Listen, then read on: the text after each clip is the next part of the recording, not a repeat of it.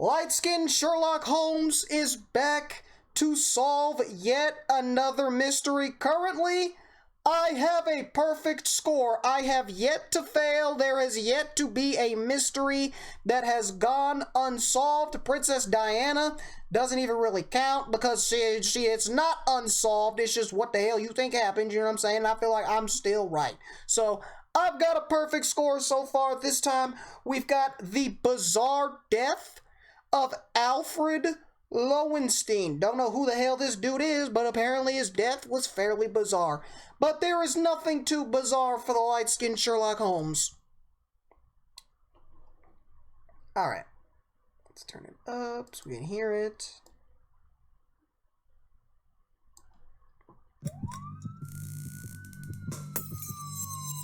This week, on the series finale of Buzzfeed Unsolved True Crime, we examined the series finale? Stop, bro. That means there's no more after this. Does that mean light-skinned Sherlock Holmes can officially go into retirement? That's kind of sad, dude. bizarre death of Belgian financial tycoon Alfred Loewenstein. Woo! What a journey. What a journey, that is true. We were aspiring men back in the day. But I'll tell you what, we accomplished a lot. I have my case file here of all the things we solved. Hang on a second. What? Okay. Are you kidding me? Should have called me, bro. I'm telling you. That thing would have been jammed full. What'd you say? You just said we've been at this for a long 5 years. Surely. 5 years, and he's still doing this. Something must have been solved, right? Cheers to the worst detective agency ever assembled. I'm proud of everyone in the work we've done here. We may not have solved a single case, but boy, did we have some laughs. And boy, did we look good while doing it. Facts. By the way, this isn't goodbye, because we are going to see you folks back in this office for BuzzFeed Unsolved Supernatural. You think you're gonna stop us ghost hunting?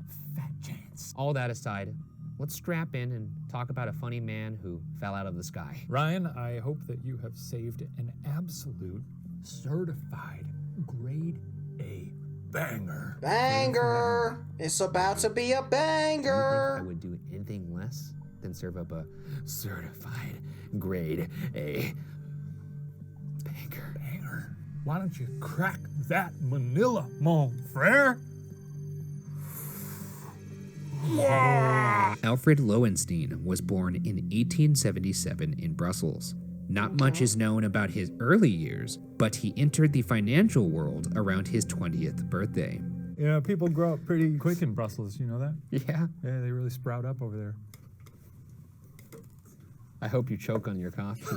Lowenstein primarily made his fortune selling stock in a Brazilian infrastructure company in Belgium, France, and England to great success.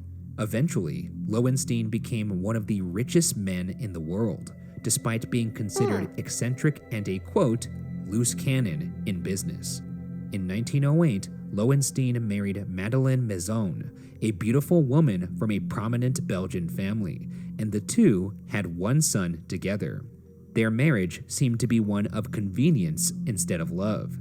Madeleine enjoyed a life of luxury, and Alfred enjoyed having a beautiful wife.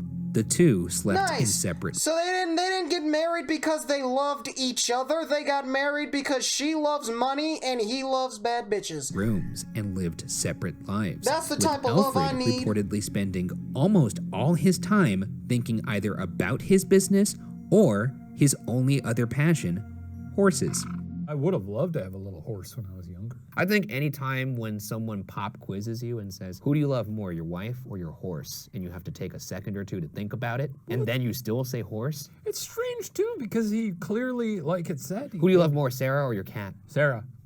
He passed. This guy's like, well, I enjoy having a beautiful wife. So much that I'll sleep in a different bed and spend all my time with my horse. Yeah, so much that I'll sleep in my barn. Now I'm actually thinking of a horse kissing you goodnight. That seems pleasant. They got those big lips. Okay, the viewers at home can't see this, but there's a bunch of BuzzFeed producers kind of running around looking frantic now as you're continuing to talk about I'll say this. what I'm gonna say. On July 4th, 1928, in the early evening at Croydon Airport on the outskirts of London, two black limousines approached a brand new idling Fokker F-7A-3M owned by Lowenstein. The plane was outfit custom for Lowenstein as a flying office. It featured an upholstered chair He at the flying front of the private. cabin that faced backwards, and the plane was equipped with extra soundproofing so Lowenstein could speak to his stenographers over the roar of the three 225 horsepower engines. Between the cockpit and the cabin was a glass partition that allowed for the pilot and mechanic to see what was going on in the back of the plane. At the end of the plane was a small, windowless door that led to a washroom with a toilet. Opposite this lavatory was the only door into or out of the airplane, approximately 6 feet high and 4 feet wide, with a small window. That sounds like a nice-ass plane. It does sound like a nice-ass plane. I don't know why, but I'm getting... Bro, he kicking it up there in the sky, bro. I don't know. He got everything. He got his I want boys. to be on that plane. He got his bitches. He's got his money. He got a bathroom. That would be at least one. He really kicking it up there, bro. Mickey Mouse. He living better than... Bro, his private plane is better than my bedroom. It's crazy. Hi, Mr. Bogart. Because I ain't got none of that in my bedroom. Shut up and land the plane. What? Why are you always so mean to me, huh? And then this is when I roll up the partition to... Whew, that's enough out of him. When the two black limousines stopped, 7 people emerged for a routine flight to Brussels. There was Alfred Loewenstein, his valet Fred Baxter, Arthur Hodgson, Lowenstein's secretary and reportedly the person closest to the tycoon, 2 stenographers, Eileen Clark and Paula Beidelon, So he's got his and the boys flight and the crew, bitches. pilot Donald Drew and mechanic Robert The whole Little. gang. Before boarding the plane, Lowenstein reportedly stopped at the terminal and made a phone call to Canadian financial magnate Sir Robert Holt, arranging dinner for the following week. A little after 6 p.m., with ideal conditions, the plane took off. A small group of onlookers reported seeing Lowenstein smiling and waving from a window as the plane departed. Funny that So far, so good. You know what I'm saying? Just some rich dude doing rich dude things. Flying private. Got the whole posse with him, setting up dinner with another rich guy, you know what I'm saying? Cheering on a super rich man getting onto a plane. Well, like he's boarding the fucking Titanic or something. Bye-bye. Look, a rich man! Hooray! It's like wasn't fucking TV Michael back then. Jackson. Just marvel. It's like you just lose your mind, start foaming at the mouth. That he's looking out the window and smiling and waving at them. That's because true. I feel like if you're one of the richest men in the world, you'd probably be like a sourpuss or a crackpot. You could be. So you'd just be like nosing like these scum out here. Just yeah. So for him to be like, yes, I am the richest man in the world. Bye-bye, I'm about to take to the sky. Adios, peasants! The plane reached a cruising altitude of 4,000 feet and started heading towards Belgium. According to the accounts of those on board, shortly after crossing the English Channel coastline, Lowenstein set down a book he was reading and got up. He walked to the back of the plane towards the lavatory, smiling and exchanging some words with Hodgson on the way. After 10 minutes, Lowenstein had not returned. After discussing with Hodgson, Baxter approached the lavatory door and knocked. Hearing no response, he opened the door to reveal nothing. Lowenstein was gone. The toilet was gone too? He flushed himself down the toilet. He went to Narnia. I can't imagine, like, if me and the crew on Unsolved were on our private jet like we used to fly to our locations, and then I opened the door and you're not there. Yeah. I don't even know what my reaction would be. I think you would laugh. Maybe I would. What would your reaction be if you opened the door and I was just not there? I think I might genuinely laugh because obviously sad. Ryan Bergara is gone. That's true. But at that point, it's like, well, it's a foregone conclusion. Yeah. I guess we have to have a good laugh about the fact that he disappeared down a toilet. Hodgson wrote a note explaining So the he situation. just disappears. He's reading his book, reading his Dr. Seuss. He goes into the bathroom, right, to drop a fat log, and he just disappears, bro. Bro, he had one of them, dude, I can tell you what happened right now. He had one of them shits where we were talking about this earlier, right, where you gotta halfway through, you gotta strip butt naked. And you start like sweating and groaning and praying to Jesus, right? Fighting for your life. He lost the battle. He lost the battle to that massive shit, bro. It took his life and he evaporated into thin air, bro. It's truly a tragedy. To the pilot, At that point, the nearest airport was about 5 minutes ahead on their current heading at Saint-Engelvert, France. Drew, however, instead throttled back and landed on a beach covered in tall sand dunes and, unknown to them, under the control of the French military. Shortly after 7:30, and you're not there. Yeah. They laugh. The fact that 5 minutes and passed. disappeared down a toilet. Hodgson wrote a note explaining the situation and passed it to the pilot. At that point, the nearest airport was about 5 minutes ahead on their current heading at Saint-Engelvert, France. Drew, however, instead throttled back and landed on a beach covered in tall sand dunes and, unknown to them, under the control of the French military.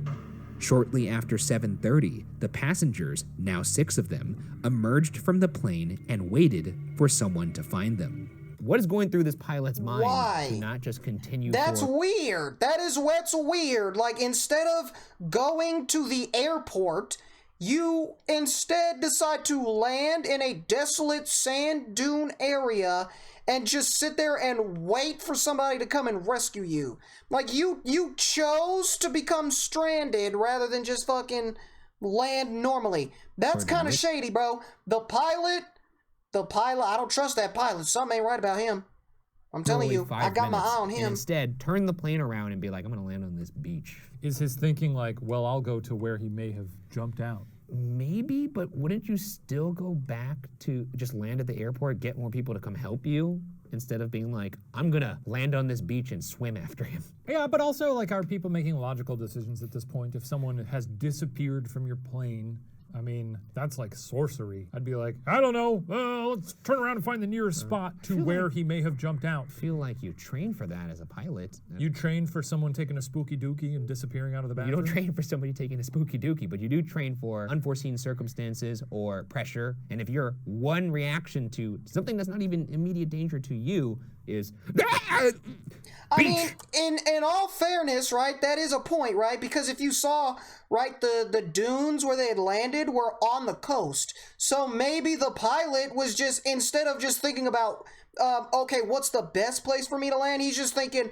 let me get to as close as I possibly can to where he may end up.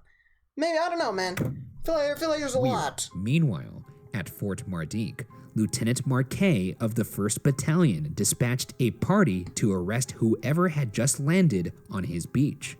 Back at the guard room, the passengers were questioned by Marquet and then later by police.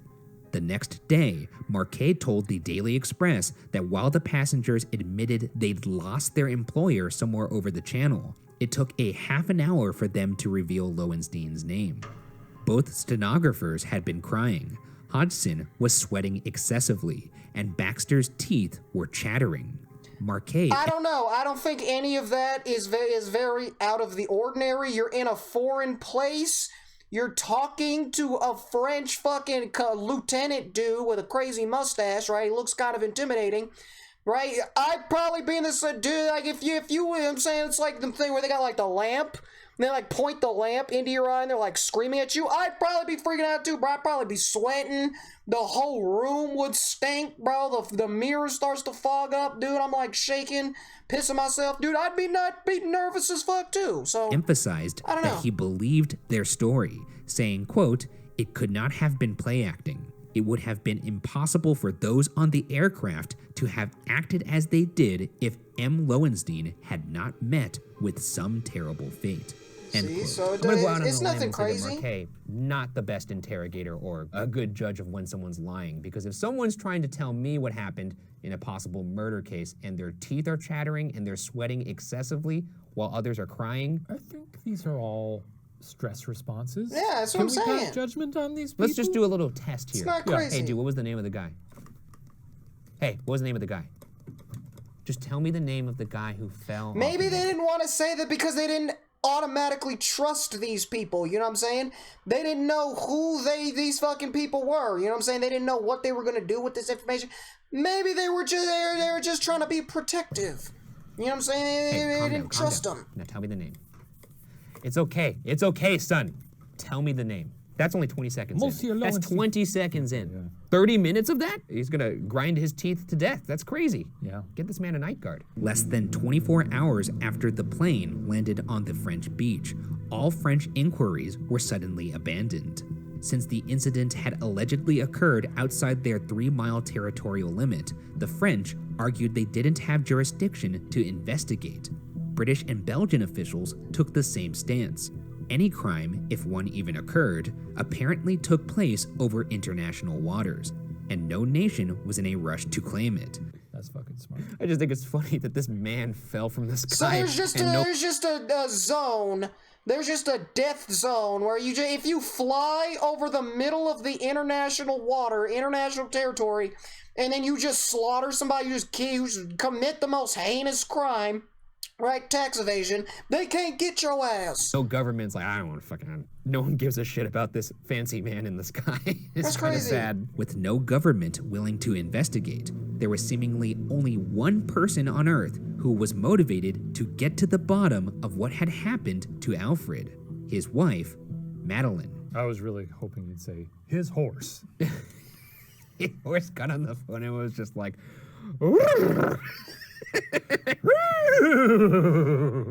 He's asking questions. You're at the post office.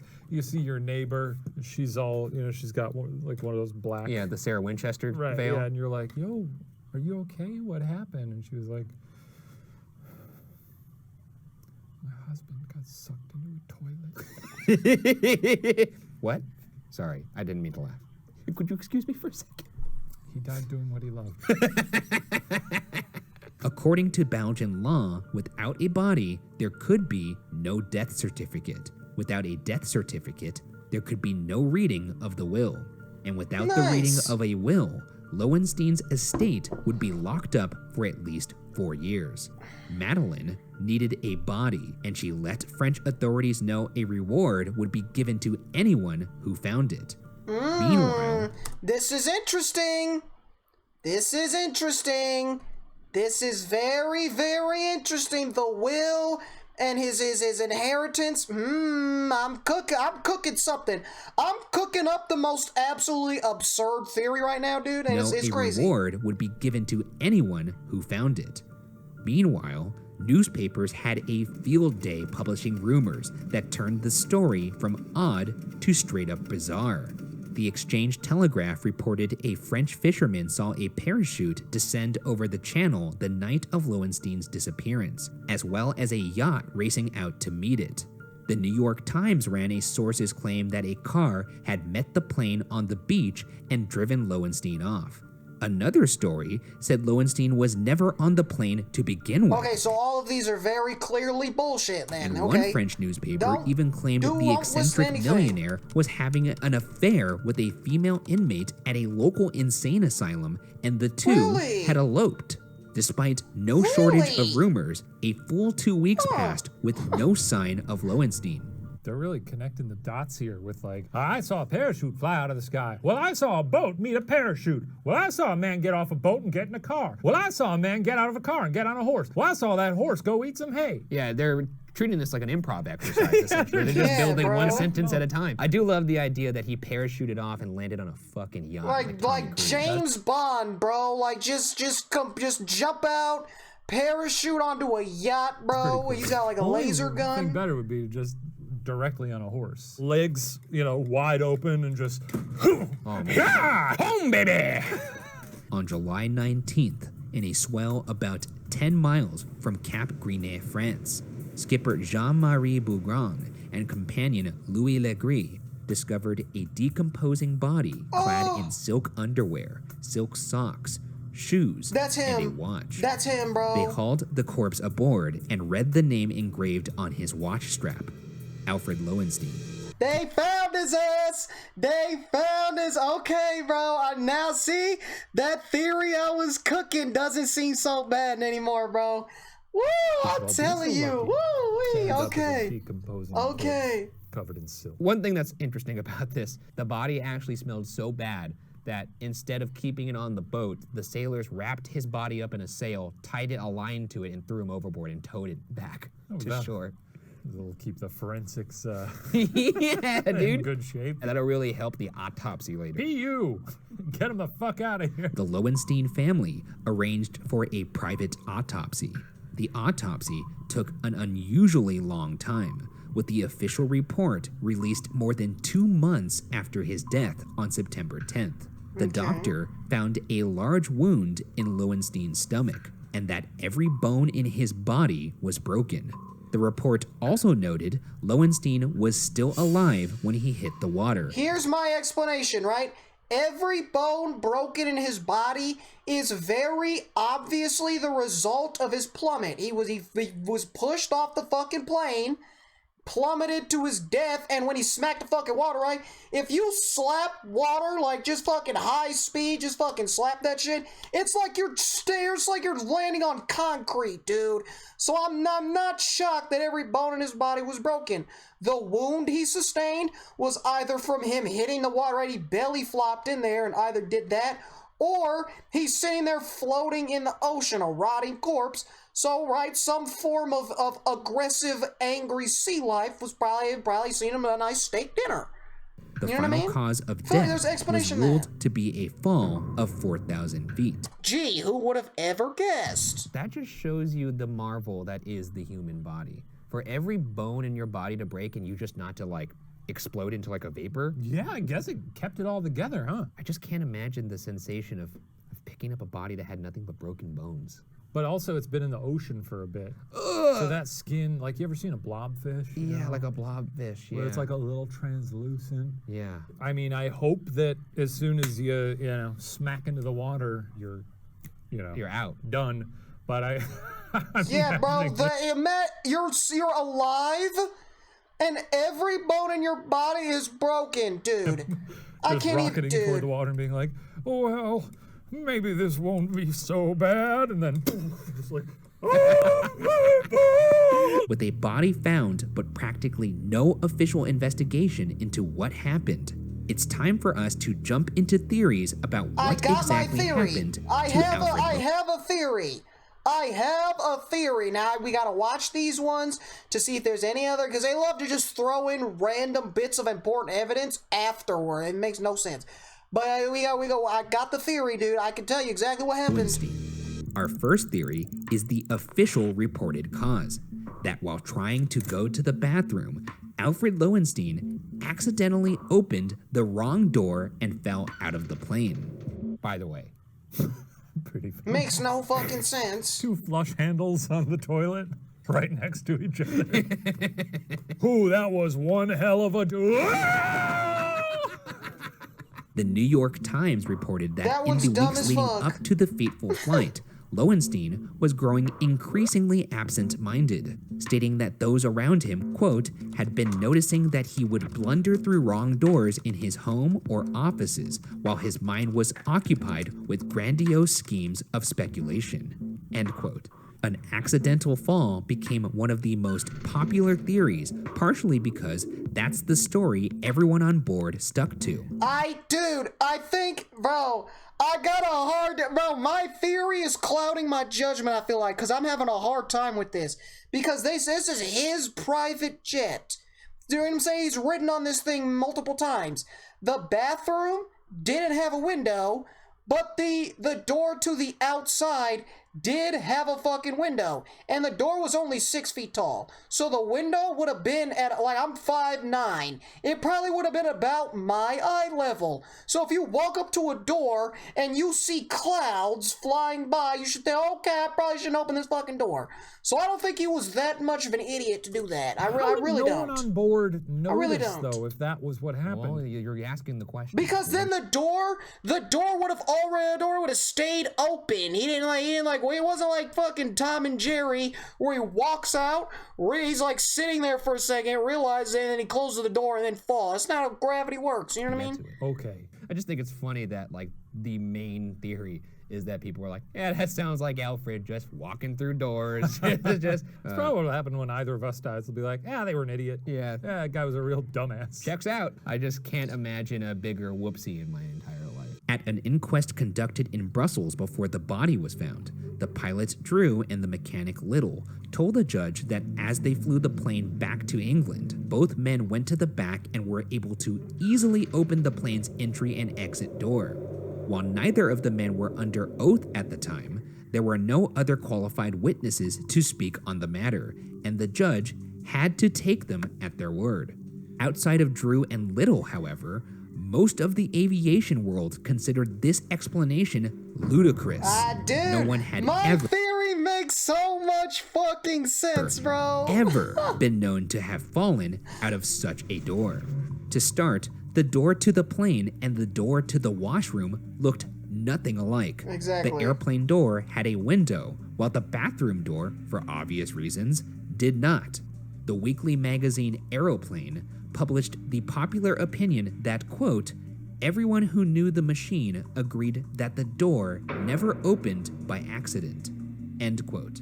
The UK Air Ministry's Chief Inspector, Major J.P.C. Cooper, examined the door of the plane and found it to be in perfect working order, making an accidental opening even less probable. One Royal Air Force pilot, Officer George Terrell, told the Toronto Daily Mail and Empire why such an explanation would be absurd. Quote, even if a man could get the door open, a super strong man, as soon as the pressure was released, the door would slam shut. Furthermore, as soon as the outside door was opened the slightest bit, everyone inside would be aware of it. A blast That's what of I'm wind saying, would blow bro. through I'm the cabin. telling you, I know what End quote. happened. None of the I other know what passengers happened. reported noticing any wind or noise. Yeah, that's my hang up there. You would very clearly notice that. That's true. This is maybe one of the things that movies does get right. Anytime there's any kind of opening in a plane, it's like, Napkins! yeah, and everyone's like, what? Probably hear it too. You'd probably hear I it too. mean, I know- Napkins, napkins! Hey, wait a minute. There's also a loud noise. Why are you so concerned with the napkins? Well, that's what you notice first, because there's napkins everywhere. Or a person flying around. I don't know. Someone goes like, "Ooh!" Yeah, that's always Exactly. funny. Yeah, I just think that it seems like it would be hard to get the door open to begin with, and even if it did get open, everyone would notice. So, While Facts. Lowenstein was generally considered to be physically strong, he had been sick with rheumatism in the days leading up to the flight, physically weakening the tycoon. However, even if Lowenstein had been in I feel tip-top that shape, one, bro. it's hard to imagine him accidentally opening the door. Norman W. Ray, a reporter from the Evening Standard, conducted some experiments on a similar aircraft, and, while in flight, couldn't get the door to budge even when he, quote, lurched heavily against it, Lurched. end quote. That's a word. Ray even used a brace Lurched. to thrust against the door with all his weight, and still only managed to crack the door open about 3 inches. Brave man to do a test like I was that. about to say, that is a dedicated not doing reporter to be like, "Oh, Yeah, that's he's like, you know what? I'm gonna investigate the suspicious death of a rich man by putting myself in the risk of also plummeting to my imminent doom as well. Like, yeah, that sounds like a great way to spend a Tuesday afternoon, bro. All right, honey, I'm going to work. What you doing at work today? Oh yeah, I'm gonna attempt to accidentally fall out of an airplane 4,000 feet above the fucking ocean. Like, nice. Says, All right, okay, we have honey, make sure 4,000 you eat your feet. lunch. Here we go. Packed you a ham Just sandwich. charging at Just it? charging at it. And I mean, I'm sure they had him harnessed or something, but I still mean, scary. even still. And also goes to show, accident, probably not likely. Our second theory is that Alfred Loewenstein killed himself by leaping from the plane. While not everyone who dies think of so. suicide I has don't an think obvious so. outward reason for killing themselves, some point out that Lowenstein was in a bit of financial trouble at the time of his death, owing money to various people. It does seem a bit odd, however, that Lowenstein would have stopped by the airport terminal before the flight to make dinner plans for the next week if he was planning on killing himself that day. Further, after the plane landed on that French beach, mechanic Robert Little picked up a set of notes Lowenstein was reportedly writing on the plane before his death. The notes were about monies owed and upcoming business dealings, active plans for the future, and far from what anyone would consider a suicide note.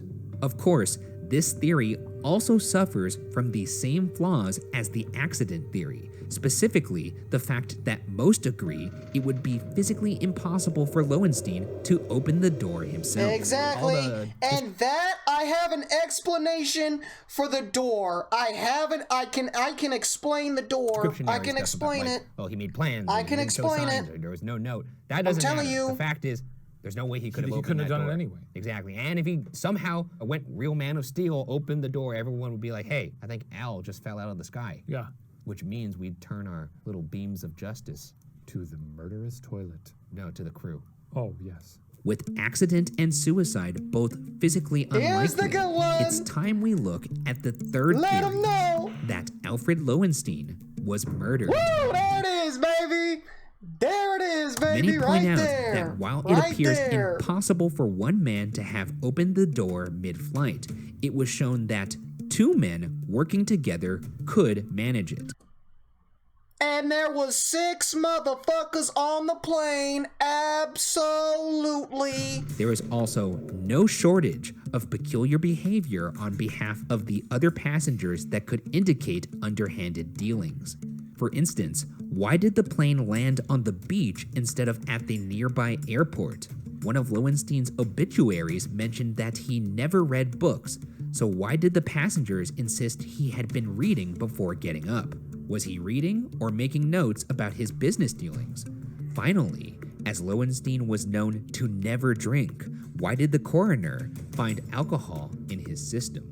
What if he was trying to get into reading? That's true. Just because I'm not a reader now doesn't mean I can't be later. I say, let's champion him for cracking a spine on a little literature. And the alcohol thing? Well, look, maybe he wanted to get into drinking. Maybe he wanted... Maybe he just kicking it up in the sky. He's sipping on some champagne. He's a rich guy.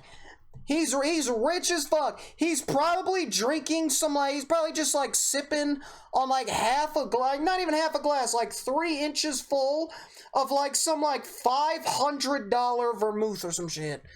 Some whiskey or something. Rude. Contributing What do they to drink, this scotch? theory is the story mechanic Robert Little told his wife Julie Little before his death. According to Julie, Robert said that he had been at the controls at the time of the disappearance, before Robert Lowenstein was a mechanic, contacted right? Julie Yeah, Little okay, before okay. his death. Okay. According to Julie, Robert said that he had been at the controls at the time of the disappearance. Before Lowenstein got up, Robert saw Lowenstein remove his jacket, collar, and tie, stand up, and seemingly gasp for air. Robert told his wife he suspected Lowenstein. Oh, this is interesting. This is interesting because remember when they had found his body, all he had on were his underwear, his socks, his shoes, and his watch. That's interesting. That's it. Now all of a sudden this motherfucker wants to say, oh yeah, I seen him take his shit off. They found his body and he had the shit on. Oh my gosh. You looking so hot. Jelly, do not threaten me with a good time. I swear to God, I'll kiss you on the mouth. Gasp for air. Swear to God, I will. Robert told his wife he suspected Lowenstein had been poisoned. Or he's one of those people, who really likes to get pretty bare when they take a dump. Have you ever done that? I have taken a gnarly dump where you just had to take all your clothes off Because you've ruined that? No, because you're just sweating. You're just like, What? Dude, I'm sweating. It's so hot.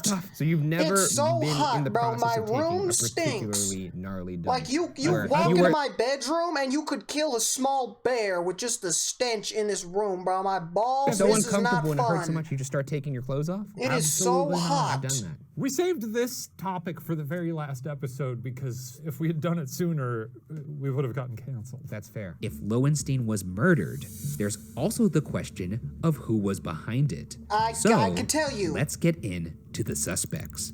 Our prime suspects are obviously the people on the plane, specifically the pilot Drew and mechanic Little. Their behavior was the most suspicious of the group. Come on now. While Little said that Come he on was now. flying when Lowenstein first got out of his chair, he reportedly passed the controls over to Drew when it became clear Lowenstein was missing. Drew was therefore who landed the plane on the beach instead of at an airport.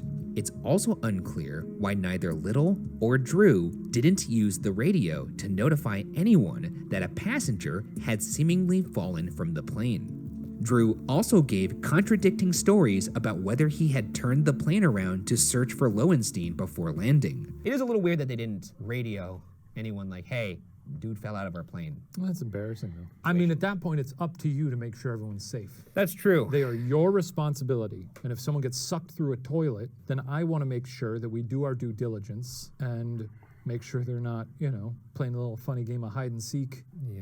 It's a red mark on your ledger. A Yeah. person fucking Wile E. Coyotes out of your plane, your plane and rockets to his death. Yeah. I guess that's a good point. But the beach thing is still weird to me. Don't I have an understand explanation that. for the Not beach, that you really too. get your That's the stories crazy from part, Chad. Light-skinned For Sherlock Holmes Little's can explain part, everything. while he discovered the notes Lowenstein telling had you. been making on the plane, he never handed them over to authorities.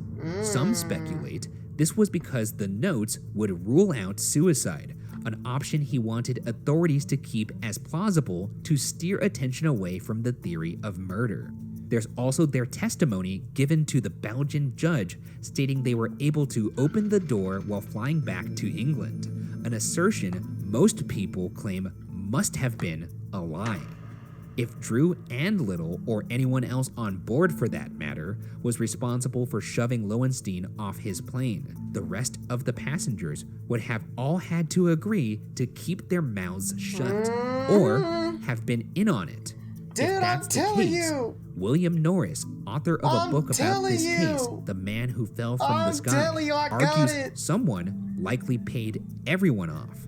The question Dude, the crazy thing is he's saying exactly what the fuck I was then talking. Bro, becomes, I'm telling you. who? I'm gonna go out. I'm On a limb telling here and you. say I'll that tell I you do who. think he was murdered. I That will tell you seems who. to be the only thing. I that will makes tell you sense to me. He exactly couldn't who have the fuck accidentally did opened the it. door. He couldn't have done it himself. And these two numbskulls had said that they were able to open the door easily when that's been proven impossible. But the thing is, if these two guys did it, I do feel bad for everyone else on the plane because now they're kind of just like, well, or they're all in on it. It's got to be tough to find 6 people who are that willing to completely abandon their morals. Also, one of them, Hodgson, who's the secretary, was also one of his closest friends. So that's something else that kind of factors into the calculus of the situation. I mean, we've discussed this before. I think friends can be moved to murder each other. I mean, people marry Our murderers. first suspect is Killed by Madeline their own Lowenstein. children and shit. Though Madeline would benefit financially from her husband's death, their relationship appeared to be, by all accounts, amiable. Madeline was freely reaping the benefits of her husband's wealth while he was alive, with seemingly no demands placed upon her. I mean, you know, she's stuck at home with that horse that he loves so much. That's true. That's got to grind away at you. Yeah, but she had a pretty good life. They had separate bedrooms, so she didn't really have to deal with that much, and she did live a life of luxury. And I would imagine the whole just headache of getting the body found and having to get that will. I mean, you could just poison him on the ground, too. That's you know? true, much easier. Yeah. The other group of suspects who would want Lowenstein dead are various business competitors and associates. Lowenstein's financial ties were complex and vast, and there's no shortage of people who would have had an interest in seeing Lowenstein dead. Perhaps the most suspicious are Major Albert Pam and Mr. Frederick Sarvassi. These two men, along with Lowenstein, were the 3 major stockholders of a company called International Holdings. Without Lowenstein in the picture, Pam and Sarvassi would see serious financial gain. While the stock I don't know, crashed bro. after I don't Lowenstein think went so. missing, I don't think if so. someone had advanced knowledge of his demise, they could have stood to seriously profit. Indeed, after Lowenstein's death, author Norris found that Pam and Sarvassi announced a profit from, quote, transactions of a special nature, end quote, of over Interesting. $13 million, the current day equivalent of $200 million. Shit. This adds a layer, bro.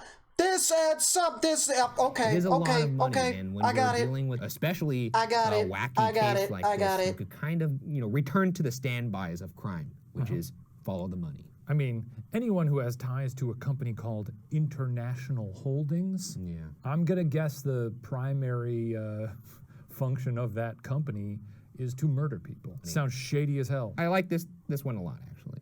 Yeah, like I said, he's a super rich man. So I got this. I like got you said, this. complex and vast. I got this. Got a lot of strings tied to a lot of nefarious people, no doubt. If they made the equivalent of $200 million off of this, then they could have paid everybody on the plane a fair amount. They probably already had a lot of money. Like, we'll give you each $5 million. Now, this may mean nothing. I do want to say that the rest of the people on board did live comfortably after. Not like outrageously, they got to keep up appearances and such. How much would it take to buy you? I honestly don't think I would receive money for the 10 death million. of my friends. No, I don't think I wouldn't do it. 20. I wouldn't do it. Give me 20 mil and give me 20 mil. I'm putting somebody 6 feet deep. Stop fucking, I'm turning the greatest assassin. 20 mil? 20 mil, dude. Oh, I'm turning the greatest assassin all time. take it. Stop fucking playing with me. I'm actually honored that it would take 100 And then million. I'm gonna murder them, and then I'm gonna snitch. I'm gonna be like, yeah, he did it, and you gonna pay me, and then I'm gonna send you to jail. Look at Take that. 100 to mil. not Get give you finessed. 100 mil. But you know what though? I would Get let them pay finessed. me off, and then I would thwart their plan. See, Oh, but that's then a they'll good. kill That's a you. good idea No, they too. won't. Why I'm not? saying pay me We teamed up. half up front, and then I'm just not gonna do You know it, what and I'm gonna just happens walk when you away with fucking 10. mess with the stool boys, you get covered in shit. That's right. You done stepped in it. As Lieutenant Marquet of the French 1st Battalion watched that Fokker F-7A3M touch down on the sandy beach almost 100 years ago, he couldn't have known the mystery that was waiting on board. One of the richest men in the world, All right, baby. either by accident, suicide, or murder, Aye, was baby. dead, and 6 suspiciously acting employees were the only ones who What the could fuck shed is a any light stenographer? I don't even know on what that had happened. is. With all of the passengers now dead, Hold it on. appears that however Alfred Loewenstein ended up plummeting to his death over the English Channel will remain Not unsolved. much longer. I got you. I got you. Hold on. What in Jesus' name? What is a stenographer? I don't know what that is. A person whose job is to transcribe speech. So they just, so they're the people that is like, they're in the courtroom and they got like a typewriter and they're typing shit. Why the fuck are there stenographers on a private plane to Belgium or some shit? All right, here's what happened. Here's what happened. I've got the full explanation for you losers. Ready? Here's what happened. They killed him. They shoved his ass out of the plane. Now, here's what I'm thinking. Here's what I'm thinking, right? Here's originally what I'm thinking. It's the two guys, right? Those two investment guys. They're the masterminds. They're the evil doers of this crime, right? They convinced his wife to kill him. They said, listen, if you kill your husband, you can have all of his money and we'll pay you some more, right? And she didn't love him. She just loved his fucking money. She didn't even like his dick, bro. Like, he was serving weak dick, bro. His breath stank all the time. She did not fuck with him. She just liked his money. So when she heard that she could get all of it and more, she jumped on that opportunity. She jumped on that opportunity. So she paid off all the people on the plane to do this. Now, what I'm thinking is, originally, the plan was to poison him. The plan was to poison them. They spiked his drink with something, right? That's probably why they tested positive for alcohol. I don't know if that's how science works, okay? Because I've watched a few episodes of Bill Nye, and I failed biology twice, okay? So I don't know if poison like can come up as alcohol on an autopsy or whatever. But man, that's what I'm thinking right now until somebody proves me wrong, right? So what I'm thinking is maybe they tried to poison him. And that's why he like took his stuff off and it looked like he was gasping for air or something, you know what I mean? Maybe they didn't do enough. They didn't put enough poison in his drink. So they were like, dude, we gotta make sure that he's dead before we get to, where was it, France? Before we get to France. So they shoved his ass off that fucking plane, dude. It took about 3 or 4 of them to shove that door open, and then they threw his ass out of the plane and plummeted to his death. Now, my ideas, what I'm thinking with this is, I feel like they had planned to drop him either close to or directly over that beach. And they flew back to that beach and landed there so that they could recover his body. Because like they said, the wife couldn't get that money without the body. So she was probably like, hey, when you do it, make sure that nothing happens to his body so that they know that he's dead, right? So they probably had planned on doing it close to the shore so they could recover his body, but they botched it because they all about dumb as hell. They botched it. They threw him too far into the ocean, right? So they land on the beach, and they're sitting there, and they said that they were waiting for help. I'm thinking that they were either searching or they were waiting for the body to wash up, and it never did. They didn't know that the French army occupied that territory, so they got arrested. Originally, I thought they were nervous and untrustworthy. Now I'm thinking they're just a bunch of lying pieces of shit, bro. And they were sweating, and they were shaking and stuff because they were nervous because they were getting interrogated about a murder, right? So that's what I think happened.